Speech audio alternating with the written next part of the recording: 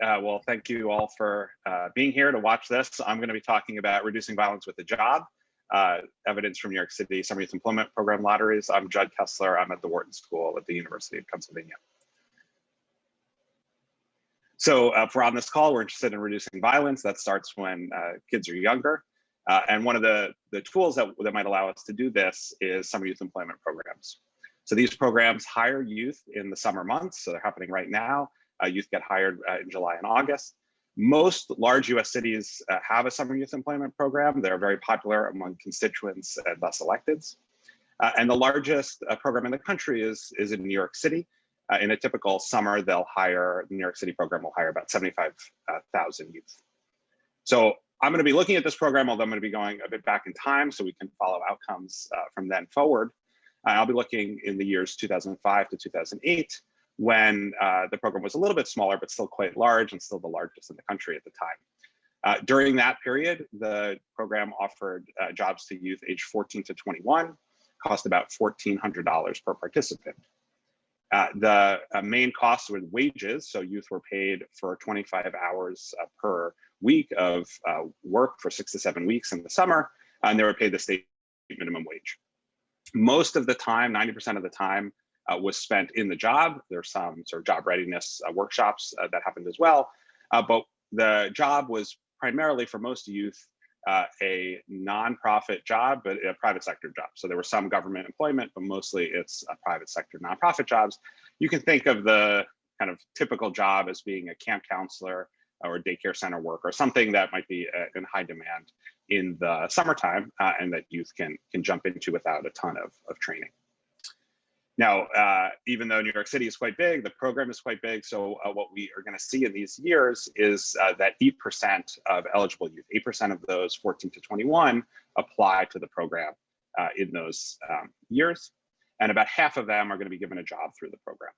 Now, this population, it's a big swath of New Yorkers. They're typically lower income, so higher income folks might not need to work over the summer or might have access to networks that can give them a job outside of the program.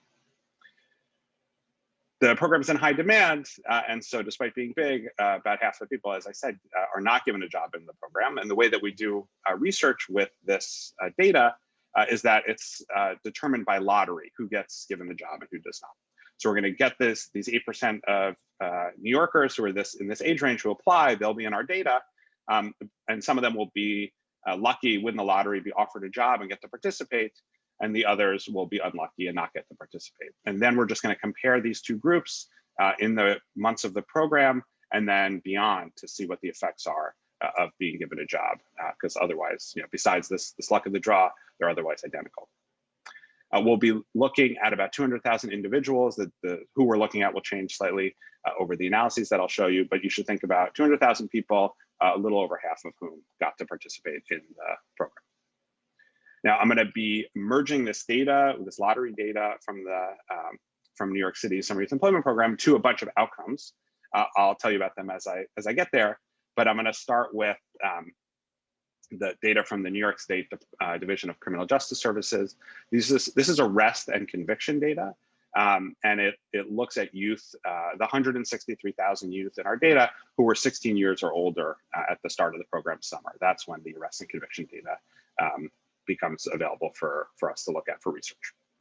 So I'm going to show you a bunch of tables. These are from 2 papers that I've worked on.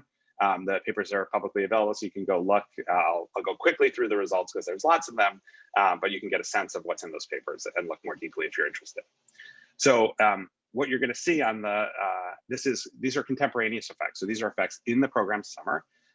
The column on the left shows you the outcome that we're interested in, and each of these sets of 3 numbers gives you information on this sort of regression that we've done for this subset of youth on this outcome. So this is all youth in brackets. This is the mean in the control group, the youth who do not get given the job. And what you see for any arrest in the program summer is about 8 out of every 1,000 youth are arrested at some point during those 2 months. And then what you see at the top of each set of 3 numbers is the effect of the program, of getting a job through the program on this outcome. So what we see is that this 8 youth per 1,000 it goes down by 1.3 youth if they are given a job. So this is a decrease of nearly 20% in the likelihood that a youth is arrested during the program summer. You see this is true also felony arrests and number of arrests. The fact that this is, sorry, I should say these are in percentage points. That's why it's 1.3 out of 1,000.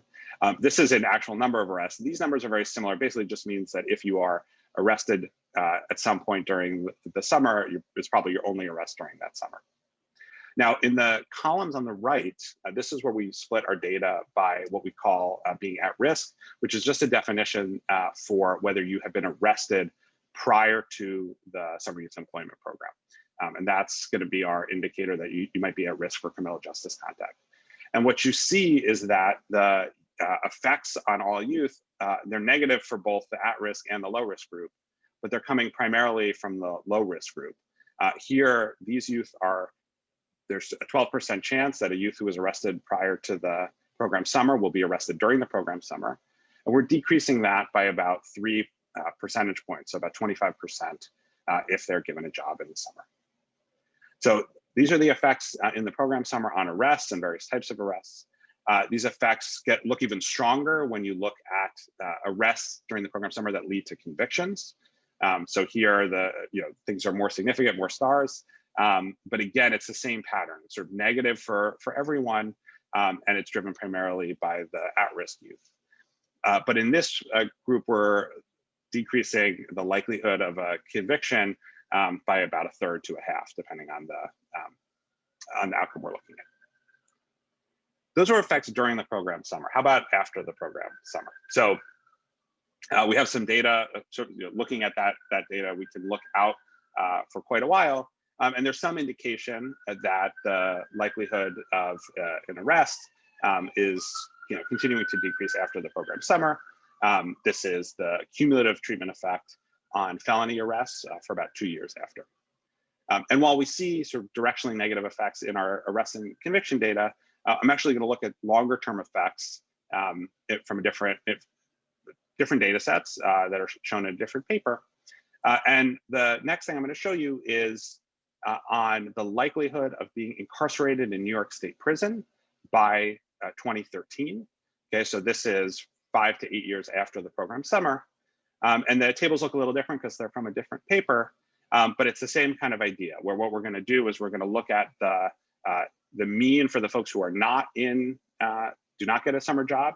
And here we see it's about 1% of individuals who are in the control group by 2013 have been incarcerated in New York State prison.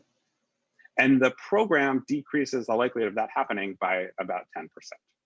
Okay, so this is an outcome that it takes a while to end up there, and that's why we're looking out quite a number of years. It's also, this data set only lets us look at individuals who are incarcerated for an offense that they committed at age 19 or older. Okay, and so for that reason and others, we split this outcome by age group, and we see that the biggest effect comes from the 19 and older cohort, which means some of those contemporaneous effects that we saw in the program summer might be related to what we see here. Right, but this is also a teaser for the table that's in the paper that shows you lots more demographic splits. As you might expect, though, I will point out that the effect is primarily driven by males rather than females. So this is data on incarceration. In the same paper, we merge in with data from the IRS that has death records. And we actually see an effect of the Summer Youth Employment Program, not just on incarceration, but also on mortality.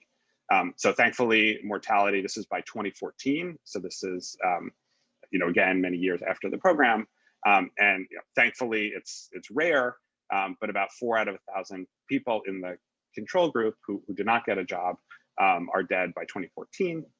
And the program decreases the likelihood of mortality by something on the order of 20%. Okay, so if you scale this up, in the paper, we note that the program, the New York City Summer Youth Employment Program in these years saved about 20 lives per year in this, as measured this way. What kinds of deaths are being prevented?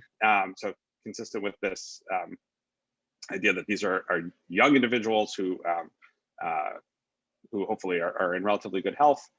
what we're seeing is that the effects are primarily coming from external causes, and homicide is the largest of those. And this is data from New York City cause of death records, death certificates that have the cause of death on them. Okay, so what is the policy takeaway? So across all of these results that I've shown you from these two papers, right, summer youth employment programs, they're popular, they're widespread, they exist in lots of cities. They can have profound effects on youth outcomes. They help youth stay out of criminal justice contact, particularly youth who've already been arrested, or prevents them from further criminal justice contact. And we see they can have long-lasting effects on violence and youth safety and mortality. So, this is the kind of thing where when there's a program that exists, the push might be to increase the size of the program, provide it to more youth, and that's something that we've seen happen in New York City since our results were initially published. So anyway, thank you.